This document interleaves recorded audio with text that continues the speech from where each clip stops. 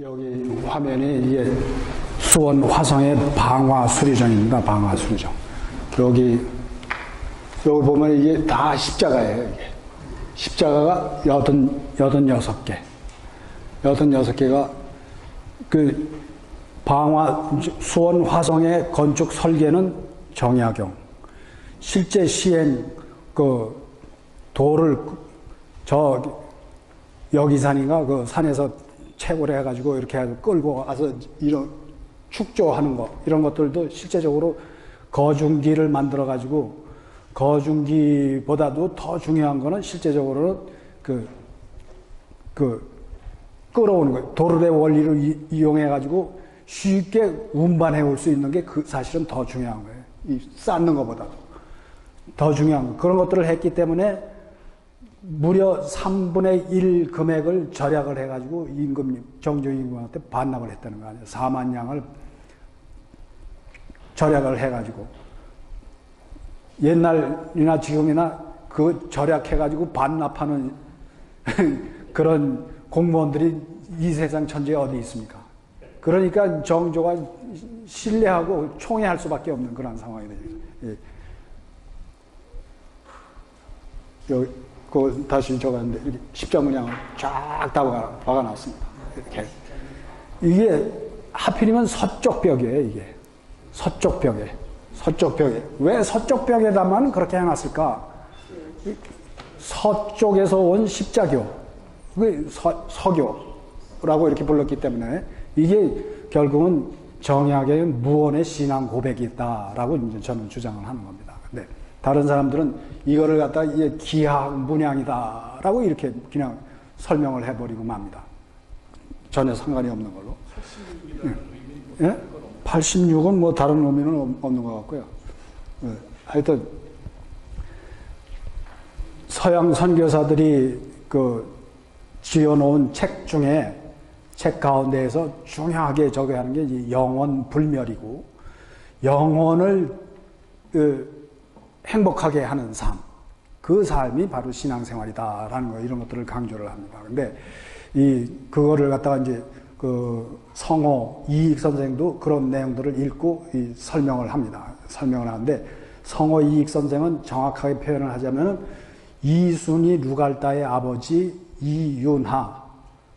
이윤하의 외조부가 되는 분이 바로 성호 이익 선생입니다. 그래서 이윤하 그분도 우리 외할아버지는 천주교 신앙에 이미 들어와 있는 그러한 분이었습니다라고 이렇게 고백하는 그런 어떤 글이 있다고 저는 어디서 읽은 것 같습니다.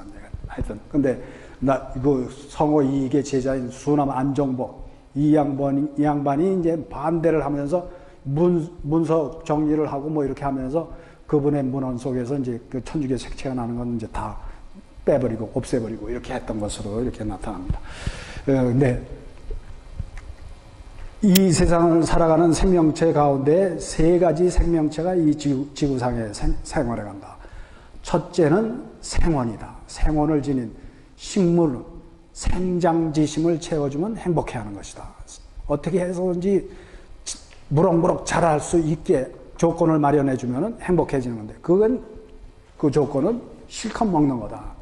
따뜻한 햇볕과 깨끗하고 맑은 공기와 물 이런 것들을 충분히 공급해주면 식물은 행복에 겨워서 무럭무럭 성장해 간다. 생원의 만족이다. 그 다음의 혼은 동물의 혼인데 동물의 혼은 각혼이다. 느낄각. 어떻게 느낌이 편안하려고 한다. 이 편안함을 만족시키기 위해서는 어떻게 하면 되는가? 실컷 먹고 놀게 해주면 행복해하는 거다. 그런데 동물들을 보고 실컷 먹는 조건만 마련해주고 너 새장 우리에 가둬두고 우리에 묶어두고 이렇게 하면서 행복하라 하면 동물들이 행복해할 수 있겠는가? 동물들 절대 행복할 수 없다. 이 실컷 먹는 거 먹을 거 잔뜩 줬지만 이것보다도 더 소중한 것이 마음 놓고 뛰어놀 수 있는 그런 자유입니다. 공간의 자유. 그걸 더 동물들은 더 필요로 하는 것이다. 사람에게는 영혼이라는 그런 존재가 혼이 있는데 사람에게 있어서 동물의 만족만 가지고 사람의 영혼이 행복하라고 하면 사람이 행복할 수 있겠는가? 실컷 먹기만 놀기만 하고 그걸로 행복해라 라고 하면 사람이 행복할 수 있는가? 사람 절대로 행복할 수 없게 되는 거다. 하느님 뜻에 따라서 하느님께서 원하시는 그런 삶을 살아갈 때 영원히 만족해야 할 수 있고, 그것이 성호 이익 선생의 표현은 의리짓입니다. 의로운 일, 이치의 도리에 맞는 일, 그거를 할 때 결국은 행복할 수 있게 되는 거다. 그 결국은 양심의 법에, 양심에 따라서 살아갈 때 사람은 행복할 수 있게 되는 거다. 우리 신앙 선조들은 책을 읽으면서 이런 내용들을 다 깨닫고 알고 이렇게 실천해 가는 그런 분들이었습니다. 창립 선조들 가문의 내용을 보면은 이제 정약용의 아버지 정재원이 있습니다. 두 번째 부인이 유은지충의 고모예요. 복자 유은지충 저거 했죠. 복자 유은지충의 고모예요. 해남 유은씨예요. 윤두서의 손녀 될 때는 그럼 해남 유은씨입니다. 정재원이 첫 번째 부인에게서 난 아들은 이제 정약현이에요. 정약용의 제일 큰 형.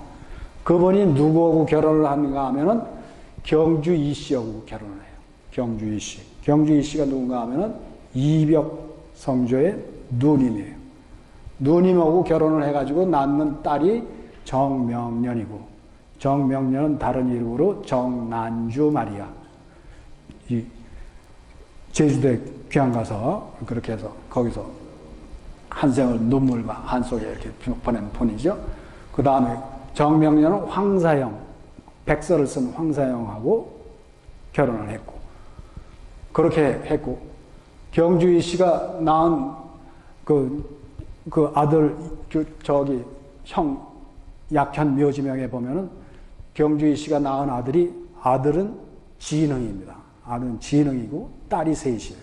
딸 셋이 다 황사영한테 시집갔고 홍재영, 홍배경한테 시집가고 이렇게 다 천주교 신앙하고 연관되는 그러한 분들입니다. 이렇게. 그 다음에 그 이벽성조는 그래서 이 집안에 이렇게 경주 이 씨를 통해서 이렇게 들어오게 되고, 그 다음에 이승훈은 이 정씨 집안에 저기 정약의 누나가 이승훈한테 시집을 가는 거예요. 그래서 이승훈이 이 집안에 들어오고, 정약전, 현산어보, 자산어보라고 표현은 그걸 쓴 분이고, 정약정, 순교자, 복자가 다 되신 성인이 되신 그런 분들이고, 그 다음에 정약용 이렇게 있습니다. 근데 그걸 제가 그 끝에다 이제 다 자료 넣어놨습니다.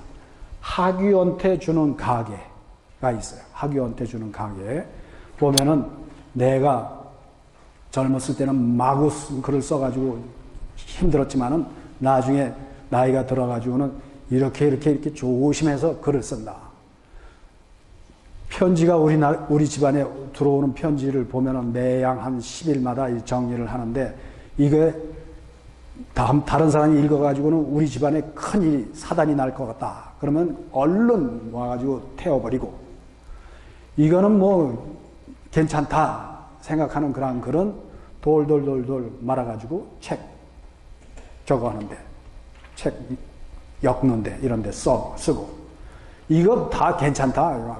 누구한테다 다 뭐 알아도 되고 오히려 귀감이 되는 그런 글이다. 이렇게 하면 그걸 다 도배지로 활용을 해서 이렇게 쓰고, 내가 편지를 쓸 때는 이거를 항상 신중하게 써야 되는데, 이 글을 적었을 때 이거 조옥놈한테 들려가지고 가다가 길거리에 떨어졌으면 다른 원수진 사람들이 그걸 글을 집어서 읽고 우리 집안에 해가 들어오지 않겠는가, 그거를 염두에 두면서 적어야 되고, 그러나 또 수백 년이 흐르고 난 다음에 우리 후손들 가운데 이 글을 읽더라도 나한테 불평함이 없도록 그런 마음가짐을 가지고 글을 써야 된다. 이 내용은 뭐냐 하면은 정약용의 글은 다 뒤집어 봐야 된다는 얘기죠. 그 글자 그대로의 의미가 아니라는 얘기예요. 글자 그대로의 의미가 아니고 다 새겨 듣고 다 주변 환경 이런 것들을 다 알아보고 이렇게 하고 난 다음에 그 다음에 그 정약용의 글은 제대로 확인해서 알아들을 수 있다. 라고 이렇게 보는 겁니다. 근데 이런 내용을 제가 이렇게 주장하는데도 불구하고 하여튼 유림 측 이런 측에서는 정약용은 끝까지 외유 내유, 외형적으로도 유학자요, 내면적으로도 유학자요, 뼛속까지 다 유학자다라고 이렇게 주장을 합니다. 그러면서 종부성사, 정약용이 종부성사 받았거든요. 교회 역사 기록, 달래 교회사 기록 속에 다 분명하게 다 나타나요. 그 날짜, 그거를 엉터리로 계산을 해가지고 제대로 그 교회 역사 흐름 그런 것들을 잘 알아듣지를 못해가지고 그 유방제 신부님이 세 소년들을 다 데리고 벌써 다 떠나가고 없었는데 어떻게 해서 정약용한테 종부성사를 죽기 있었겠는가, 시기적으로 맞지 않다, 이제 이렇게 하고 김상홍이라는 사람이 그렇게 글을 적고 있습니다. 근데 그건 교회 시간 개념이 없는 사람이에요. 시간 개념. 제대로 알지도 못하고 시간 개념. 그거 유방제 신부님은 그 정약용이 죽는 때가 그 회원 기념일날 죽어요. 회원 기념일날. 정약용이 회원 기념일날 집안 식구들이 다 와 있고 이렇게 하는데 그때 죽는데 봄에 죽습니다. 봄에 죽는데 유방제 신부님이 세 소년 김대원, 최양욱, 최과출 이 세 소년을 데리고 유학길에 보내주면서 떠나간 데는 12월 6일인가 그래요. 겨울이에요. 그 해 한참 뒤에. 그러니까 그 유방제 신부님이 실컷 구산 성지에 와 있으면서 그 정화상 성인의 매개를 통해서 가서 종부성사를 실컷 줄 수 있는 그런 상황이 다 되어 있는 겁니다. 시기적으로 잘못되었다라는 그런 주장은 완전히 엉터리 틀린 주장이 되는 것이고, 그리고 종부성사를 마치 그냥 다 죽어갈 때 죽기 직전에 가서 주는 것처럼 이렇게 종부성사에 대한 인식을 제대로 못하니까 그런 식으로 다 이렇게 주장을 하니까 엉터리 주장이 하게 됩니다. 근데 실제적으로 정약용은 종부성사를 유방제 신부님한테 받았고 어떤 모범을 보였는지 저기 아들 학연이가 세례성사를 받았다고 기록이 되어 있고, 모범을 보였기 때문에 아버지가 그렇게 모범을 보였기 때문에 결국 아들 장자가 되는 사람이 세례를 받았겠죠. 그 다음에 정약용에 이제 서매가 있어요.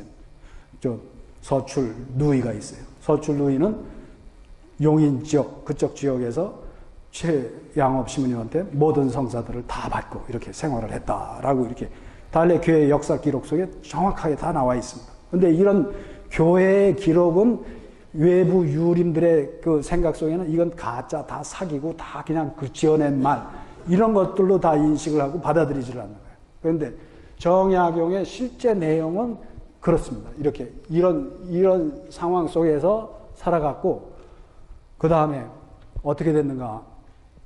어릴 때 키워준 사람은 누구였는가 하면은 경주 이씨. 경주 이씨 묘지명이 있어요. 공인 이씨 묘지명이 정약용의 그 시문집 속에 묘지명란이 있습니다.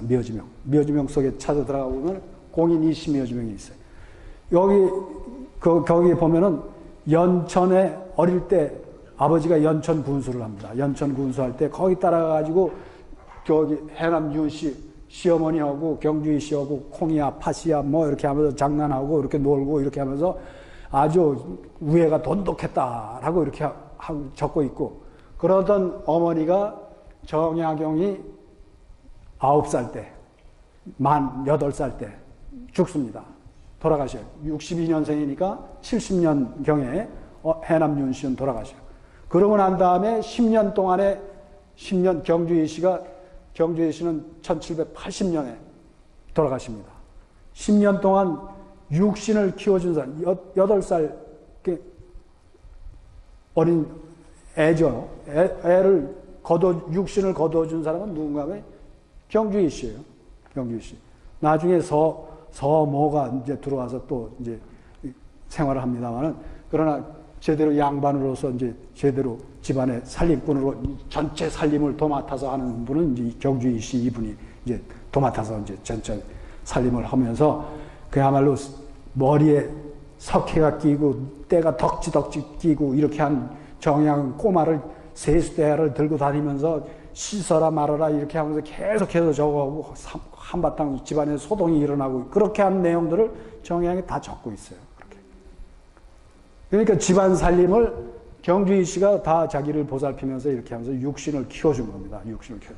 정신을 키워준 거는 누군가? 정신을 키워준 사람이 바로 이 이벽 이 사돈형이에요. 이 사돈형이 이 천지남성지에 여기 독서처를 꾸미고 와서 이렇게 하고 있을 때 여기 와가지고 다 가르쳐주고 이렇게 하게 되는 그런 상황이 되는 거예요. 그래서 정약용이 이제 장가 들고 난 다음에 1776년에 이제 장가를 드는데 1776년은 어떤 해인가 하면 정조 임금이 드디어 할아버지가 돌아가셔가지고 임금이 되는 해가 1776년이에요. 정조, 영조 할아버지가 사도세자 뒤주에 가둬서 결국은 죽이고 이렇게 하고 난 다음에 드디어 정조 임금이 되는 해가 1776년이에요. 정약용이 장가드는 해가 1776년. 1776년 역사적으로 중요한 해인데 미국이 독립한 해가 1776년이에요. 국제적으로는 그런 시기에. 그런 시기에 장가 들고 난 다음에 이 천지남을 찾아와가지고 읊어내는 시기가 정이벽. 이벽 형님께 정여 드립니다. 라는 그런 시.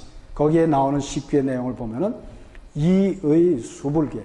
음양의 이치는 이건 전혀 변함이 없는데 칠요 질석은 일곱 가지 요일은 펴고 말리고 이렇게 하면서 톱니바퀴가 돌아가듯이 이게 제대로 정확하게 그 변함없이 돌아가는 게 아니라 다르게 막 그러니까 어떤 때는 금요일이 어떤 때는 10일이 되고 어떤 때는 금요일이 어떤 때는 날짜하고 제대로 안 맞아 들어가고 이렇게 들어간다. 월이라는 그런 개념이 있고 그렇게 된다. 그런 것들을 요일의 개념, 요일의 개념을 알아듣고 그런 거를 공부하고 있는 형님은 대단한 분입니다. 라고 칭송하는 시가 정이벽이라는 그런 시거든요. 거기에 일곱 가지 요일, 시간 개념, 이 개념이 들어옵니다. 그 내용은 결국 이벽성조가 여기에서 천문학에 관해서 굉장히 해박한 지식을 다 가지고 앉아 있었다라는 걸 그 시귀에서 이렇게 표현을 하고 있는 겁니다. 근데 나중에 이제 글을 통해서 여기 다 확인하시기 바랍니다만은 교우론을 통해서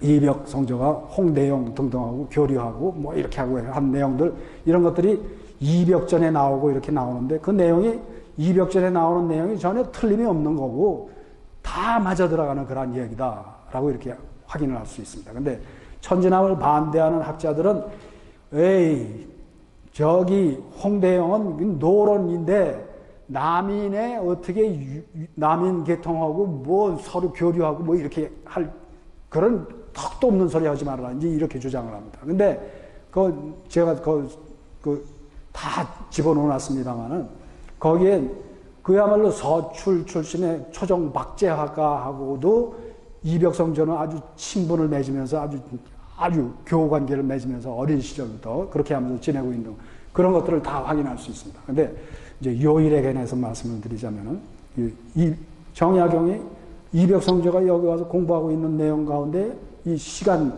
천문학에 대해서 아주 잘 알고 있다 하는 그런 걸 아주 간략한 글귀다 이렇게 적어 놓은 겁니다. 칠요 질서관. 요일이 시간이 달력이 우리가 지금 쓰고 있는 달력은 그레고리어력입니다. 그 전에 쓰고 있는 달력은 율리어력입니다. 율리어력을 만들어낸 사람이 이 루비콘 강을 건너요. 루비콘 주사위는 던져졌다. 알리아 약다에스. 나 루비콘 강을 건너서 진격해 들어간다. 그 사람이 누군가 하면은 줄리오 체사레예요. 율리우스 시저. 율리우스 시저가 우리가 쓰고 있는 달력의 전신인 달력을 만들어서 로마 제국에 공급을 합니다. 그게 율리어력입니다.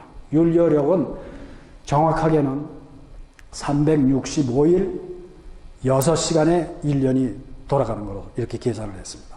그런데 그레고리어력으로 바뀔 때 계산 방법은 365일 5시간 49분 46초예요. 그러니까 한 11분 정도의 차이가 나는 거예요. 11분 정도의 차이가 나는 그런 상황에서 한 1600년 정도를 쓰고 오다 보니까 날짜가 뒤틀어져 가는 거야. 느리게 가는 거야. 느리게 가고. 이렇게 돼서 결국은 부활절을 봄의 축제인데, 이게 자꾸 여름 축제로 넘어가고 이렇게 되는 그런 상황이 되니까 이걸 바꿔야 되겠다. 갈아야 되겠다. 바꾼 게 그레고리오 13세 교황님 때 바꾸게 됩니다.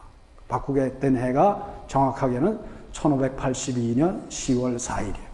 10월 4일 날 자고 다음날 일어나니까 날짜가 10월 15일이 돼버려요. 열흘이 증발되어서 역사 기록상에 이 열흘은 존재하지 않는 거예요. 그래서 우리 기록상에. 그래서 띄어버린 겁니다. 그런데 마테오 리치 신부님이 이걸 다 공부해가지고 들어오는 거예요. 중국에 올 때 그 갈릴레오 친구지간으로 지내는 크리스토퍼 클라비우스라는 독일 예수의 신부님이 이 천문학자예요. 천문학자로서 그레고리어력을 바꾸는데 주도적인 역할을 한 분이 바로 클라비우스라는 그런 신부님. 이 클라비우스 예수의 신부님한테 이 천문학에 대해서 다 배워가지고 수학에 대해서 다 배워가지고 그래가지고 중국 땅을 들어온 거예요. 마테오 리치 신부님. 그러니까 이 중국 땅의 그 후배들도 이제 다 들어오고 이렇게 하면서 이 배운 지식이 결국은 이 동양의 책력, 달력을 만드는데 반영이 되는 겁니다. 근데 옛날에 우리 뭐 장영실이 뭐 어쩌고저쩌고 이렇게 하면서 뭐 일식, 월식 이런 시간 계산 뭐 이런 것들을 얘기를 하고 합니다만은 제대로 맞추지를 못했던 거예요. 실제적으로. 동양에서. 근데 이분들이 와가지고 계산해가지고 중국 땅에 그 황실에 앉아 있으면서 그걸 언제 일식이 일어나겠습니까? 시간 정확하게 딱딱딱딱 다 맞춰서 저걸 하니까 그래서 그 예수의 신부님들이 저기 천문 기상대장으로 흠천 감정으로 자리를 잡아가지고 그렇게 해가지고 달력을 만들었는데 그렇게 조언을 주고 이렇게 하게 됩니다. 그래서 홍대영이 찾아갔을 때도 북경에 갔을 때도 중요하게 찾아가서 만난 게 이제 유성룡 신부 뭐 이런 신부님들인데 천문 관측소 거기 그게 신기해가지고 그거 얻어보고 이렇게 하기 위해서 거기를 찾아간 그런 것들을 기록 속에서 다 확인을 할 수가 있습니다. 이렇게 했는데 그 1582년이 바로 마테오 리치 신부님이 중국 땅에 마카오에 도착하던 해가 1582년. 그런데 그 전에 스승한테 천문학 지식을 다 배워가지고 들어와가지고 그런 거를 응용해보면서 이제 다 중국 과학자들 이런 사람들한테 다 저걸 하게 됩니다. 이제 정약용의 서찰 기록인데 문초 기록입니다. 문왈 서찰 중 정약망 위수호 정약망이 누구냐? 정약용을 앞에 놓고 1801년 신유받기 때 문초하고 있는 내용이에요.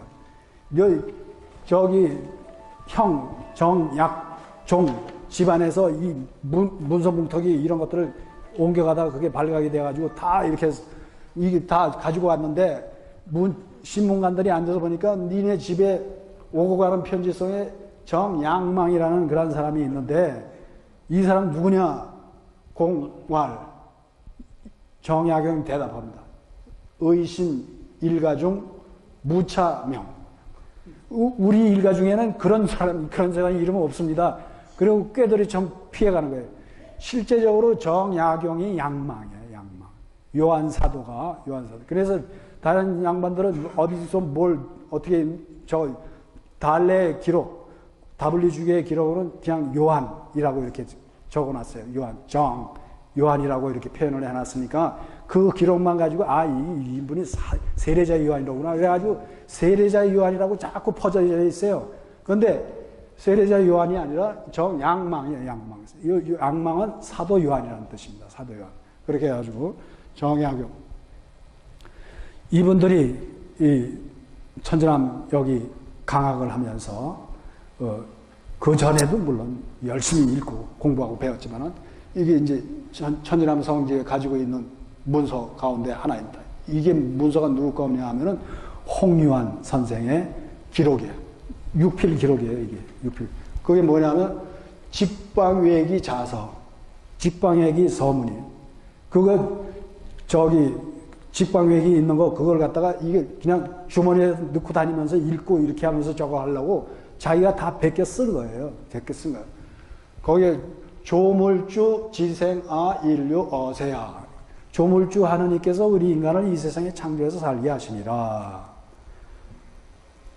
그 다음에 나오는 내용은 그 관천상, 하늘의 현상 이런 것들을 바라봐라. 이렇게 하면서 이제 이 직방외기는 중국의 직방사가 있어요. 중국의 직방사.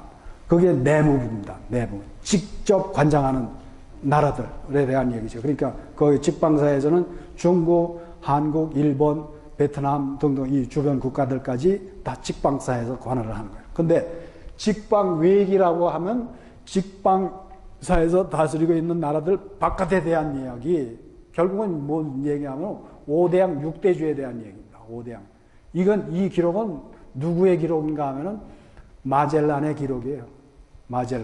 마젤란이 1519년 콜럼버스가 1492년에 아메리카 대륙을 갔다 오고, 그 다음에 뒤이어 후대 사람들이 이제 1519년에 스페인 세비야 항을 출항을 해가지고 세계 일주를 합니다. 세계 일주를 하는데 맨 처음에 콜럼버스 항로를 따라왔다가 막혀가지고 못 건너가니까 브라질을 거쳐서 쭉 내려와가지고 저 아르헨티나 그쪽에 마젤란 해협, 자기가 건너왔다고 그래야지 마젤란 해협이에요. 마젤란 해협을 거쳐 들어올 때는 그냥 정신없이 눈보라 속에 춥고 그냥 아주 힘들고 어려웠는데 딱 태평양을 나오니까 여기 아주 고요의 바다에 아주 온화하고, 그러니까 그 자기들이 서양 말로 평화의 바다다. 파치피코, 평화, 박스, 파치스. 그 평화의 바다. 그래서 그대로 우리 동양의 언어도 그냥 태평, 아주 크게 평온한 그런 바다. 실제적으로는 태평양이 그게 평온한 바다예요. 그냥 뭐 사정 없이 그냥 요란한 바다죠. 그런데 그 평온의 바다로 이렇게 이름이 지어지고 이렇게 하는 거예요. 그렇게 하면서 마젤란이 그렇게 하면서 거기를 태평양을 거쳐서 이 필리핀을 거쳐서 필리핀 세부에 와가지고 전투하다가 마젤란은 거기서 죽습니다. 그리고 다른 사람들이 이제 배를 빅토리아 호인가 그 호 하나만, 맨 처음에는 세 척이 출항했는데 한 척만 세비야항으로 귀향을 합니다. 3년 만에 귀향합니다. 그렇게 하면서 5대양 6대주를 다 탐험하고 난 다음에 그거에 관한 기록을 직방외기로 선교사 줄리오 알레니 신부님이 앉아가지고 다 적어놓은, 이런 책들을 베껴가지고 읽고 그냥 샅샅들이 다 집어가지고 읽고 이렇게 하다 보니까 우리 신앙선조들이 이게 세계관에 눈을 뜨는 거예요. 우주관에 눈을 뜨는 거예요. 야, 이러면서 조물주가 계시고 이렇게 이런 세상을 창조하시고 이런 것들을 다 이제 알아듣게 되는 거죠. 그렇게 되면서 천주교 신앙을 이제 가지게 되는 겁니다. 그래서 이제 마테오 리치 신부님이 오셔가지고 쓰신 글 이전에 이제 내용을 이제 제가 먼저 적어놨습니다. 먼저 적어놓은 내용이 이제 천주 성교 실력이에요. 마테오 리치 신부님보다 먼저 들어오신 신부님이 미켈레 루치엘이라는 그런 이태리 출신의 신부님이에요. 이 양반은 그 천주 성교 실록 쓰고 같이 마테오 리치 신부님하고 조금 활동하다가 이제 아주 귀국해버렸어요. 그래서 로마로 귀국해가지고 거기서 조금 지내면서 후학들을 가르치고 뭐 이렇게 하다가 거기서 돌아가십니다. 근데 마테오 리치 신부님은 오셔가지고 완전히 그냥 그분보다도 노력을 더 많이 했겠죠. 그렇게 하면서 완전히 그냥 그 임진왜란이 일어나는 동안에도 그냥 계속해서 북경으로 올라가려고 노력을 하면서 그렇게 진출을 해갑니다. 임진왜란 때는 외국 사람이 그렇게 돌아다니고 이렇게 스파이다 이렇게 해가지고 그냥 아주 의심을 받고 이렇게 하는 가운데서도 마테오 리치 신부님은 결국은 그 북경까지 진출해갖고 북경에 진출해가지고 거기서 10년 정도 선교하시다가 이제 결국 60이 안 돼가지고 돌아가셔요. 돌아가시는데 그 돌아가시기 전에 제일 먼저 중국말로 쓴 책이 교우론 대아미치시아라고 해가지고 친구에 대해서 어떻게 서양 사람들이 친구에 대해서 어떻게 생각하고 있는지 그걸 갖다가 한문으로 다 번역을 해가지고 이렇게 그러니까 간접 선교를 차원에서 그걸 번역을 한 거예요. 그러니까 서양 사람들은 친구에 대해서 어떻게 소중하게 여기고 이렇게 하는지 그런 책들이 우리나라에까지도 이제 다 들여오지. 이수각에 의해서도 뭐 성호 이익 선생까지도 그런 일을 읽고 야 이거는 정말 아주 정확하게 짚어낸 뼈를 찌르는 듯한 그런 내용이로구나 이렇게 하면서 감탄하면서 이렇게 읽게 됩니다. 그렇게 했는데 이뿐만 아니라 이제 천주시리를 찍게 되고 그 다음에 또 뭐 수학책, 국어의 뭐 이런 것들도 찍게 되고 이제 그렇게 하면서 이분들이 이제 후배들과 함께 동양 문화를 존중하면서 완전히 동양 문화에 이제 심취해 들어갈 수 있는 그런 발판을 만들어 놓게 됩니다. 그래서 이제 다른 책들을 읽다 보니까 이제 중국에 온 신부님들은 이 두건을 착용할 수 있다. 두건, 청색 옷을 두건과 함께 착용을 할 수 있다. 미사 때에도 이 착용을 할 수 있는 걸로 이제 나중에 글을 읽다 보니까 그렇게 되어 있어요.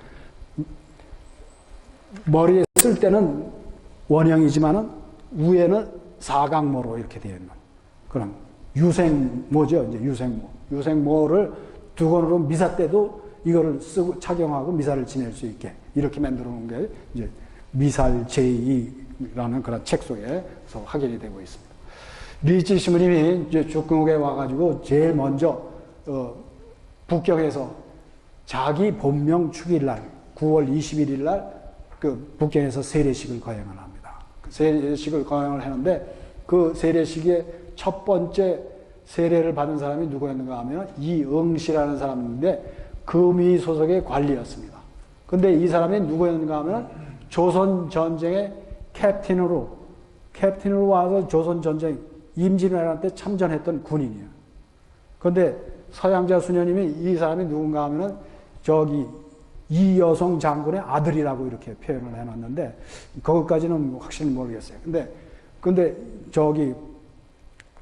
마테오 리치 신부님 기록으로는 이응시라는 사람이 조선 전쟁에서 그렇게 했던 500인 대장도 했고 참군의 이여성 부대의 소속으로서 임진왜란에 참여를 했고 43살이 되었을 때 1602년에 세례를 받아서 바오로로 세례명을 받았고 영세 서약서를 제단에 바치고 그의 집에 가서 14살 아들을 복사로 세워서 미사를 봉헌하고 이렇게 했다는 그런 기록이 폰티 리치 안에 자세하게 나오고 있습니다.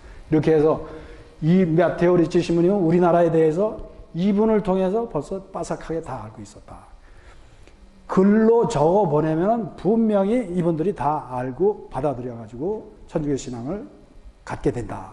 이거를 다 예상하고 그렇게 하면서 이제 천주시리 뭐 이런 글들을 지어서 다 보내게 됩니다. 실제적으로 그렇게 해서 다 된 거죠.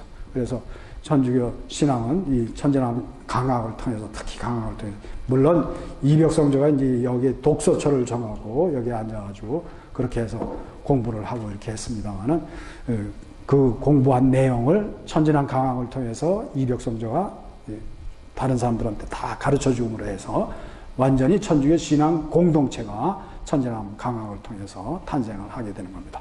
그렇게 되는데 이 정약용의 기록을 보면은 정약용이 이제 그냥 신부 노릇까지 하는 거예요. 맨 처음에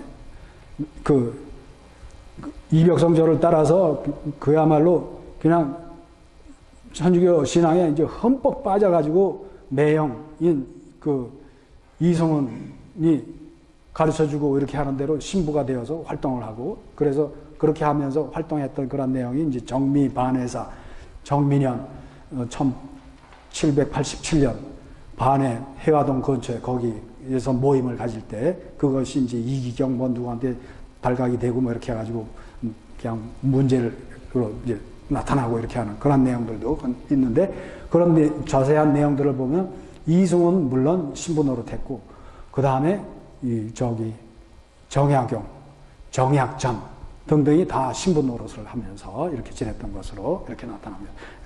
정약전이 한 이야기는 수남 안종복한테 한 이야기 뭐 이런 것들이 그렇게 천주교 신앙에 대해서 그렇게 반대를 하고 이렇게 한 그런 분이 결국은 지옥에 가지 않겠는가, 이제 그런 이야기까지 했다고 이제 수남 안종복이 그 글 속에서 다 표현을 하고 있습니다. 그럴 정도로 정약전, 정약용 완전히 천주교 신앙에 흠뻑 빠져가지고 이렇게 생활했던 그러한 분들이었습니다. 그런데 나중에 결국은 이분들이 결국은 무엇 때문에 천주교를 좀 등한시하고 멀리하고 이렇게 했는가? 결국은 제사 문제였습니다. 제사 문제. 제사 문제 때문에 맨 처음엔 자기 기록에서도 그렇게 표현합니다. 처음에 우리가 천주교 신앙에 대해서 보고 배우고 받아들이고 할 때는 제사 문제는 문제가 하나도 안 됐습니다. 근데 나중에 와서 이 문제가 되고 있는 거 보니까 제 추측으로는 이분이 이렇게 생각을 한 겁니다. 제사 문제, 이거는 교회의 규율 문제다. 이거는 교회의 교리 문제가 아니고, 이거는 하나의 흘러가면서 변화될 수 있는 규율의 문제다. 그러니까 이거는 우리 생각대로 제사는 지내고, 그렇게 하면서도 천주교 신앙을 간직할 수 있고, 이렇게 한다고 이렇게 봤던 겁니다. 그렇게 해서 정약용이 이제 제사 문제로 이제 권역을 치르고 이렇게 할 때 이제 주모 신부님을 체포하려다가 주모 신부님은 도망가서 이제 체포도 안 되고, 이런 상황에서 주모 신부님을 모셔드리고 뭐 이렇게 한 분들 가운데 주모자가 누구냐, 이런 것들이 다 정약용한테 다, 당시로서는 정적들이 많았습니다. 사실은 정조왕의 총애를 받고 있으니까 그냥 뭐 어떻게든지 씹어가지고 내려 보내려고 이렇게 하는 그런 상황에서 1797년에 정약용이 저기 마제로 내려옵니다. 그냥 임금한테 보고도 안 하고 그냥 막 내려와가지고 단오일배 이형 천지남기 이런 걸 남기고 있는데, 단오날이었어요. 단오날 여기 내려와가지고 마제에서 철렵을 해서 잘 먹고, 그러고 난 다음에 여기를 찾아옵니다. 여기를 찾아와서 이벽 형님이 벌써 돌아가시죠. 2년 전에, 한 10몇 년 전에, 12년 전에 돌아가신 이벽성저 독소 유유처, 이벽 형님이 독소하던 장소가 여기 있는데 라고 이렇게 표현을 하면서 그리워하는 그런 시기가 남아있는 겁니다. 이렇게 해서 이벽 형님은 여기 독소처에 머물면서 오랜 기간, 독서관 이건 한 해, 두 해 가지고 독서했다고 이렇게 표현하는 게 아니고 적어도 3, 4년 이렇게 지나가면서 오랜 동안 연구하고 논문을 발표할 정도의 그런 연구, 그거를 갖다 독서한다고 이렇게 표현을 했으니까 그렇게 했던 장소가 천지남 독서처에 있는데, 그렇게 하면, 그러고 난 다음에 정약용이 가서 동부승지 사직소를 바칩니다. 동부승지였던 건데 사직소 바칩니다. 바치고 난 다음에 물러가 있으니까 그 다음날 정조가 그 승지들한테 가가지고 정약용의 상소가 어떠하냐라고 이렇게 물어보니까 그 중에 한 사람이 대답하기를 그 사람은 아직 사학을 버리지 않았나이다. 이렇게 대답을 합니다. 과연 내 말이 옳도다라고 정조도 그걸 다 웃어 넘기면서 그렇게 넘어갑니다.